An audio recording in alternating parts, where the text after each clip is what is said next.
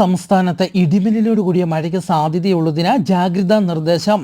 ഇടിമിന്നലിന്റെ ആദ്യ ലക്ഷണം കണ്ടു കഴിഞ്ഞാൽ ഉടൻ തന്നെ സുരക്ഷിത കേന്ദ്രങ്ങളിലേക്ക് മാറുക. ഇടിയും മിന്നലും ഉള്ളപ്പോൾ തുറസായ സ്ഥലത്ത് നിൽക്കരുതെന്നും ഇടിമിന്നലുള്ളപ്പോൾ ടെലിഫോൺ ഉപയോഗിക്കരുതെന്നും അറിയിച്ചു.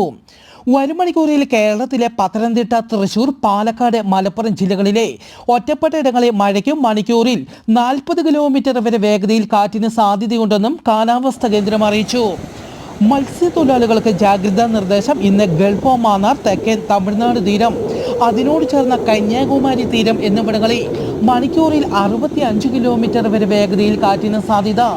തെക്കു പടിഞ്ഞാറൻ അറബിക്കടലിന്റെ പടിഞ്ഞാറൻ ഭാഗങ്ങൾ, അതിനോട് ചേർന്ന മധ്യ പടിഞ്ഞാറൻ അറബിക്കടൽ എന്നിവിടങ്ങളിലും മണിക്കൂറിൽ 65 കിലോമീറ്റർ വരെ വേഗതയിൽ കാറ്റിന് സാധ്യത. വിയറ്റ്നാമിൽ വീശിയടിച്ച യാഗി ചുഴലിക്കാറ്റിൽ മരിച്ചവരുടെ എണ്ണം 144 ഉയർന്നു. 60 പേരെ കാണാതാവുകയും ചെയ്തു. ഈ വർഷം ഏഷ്യയിൽ വീശിയടിക്കുന്ന ഏറ്റവും ശക്തമായ ചുഴലിക്കാറ്റാണ് യാഗി.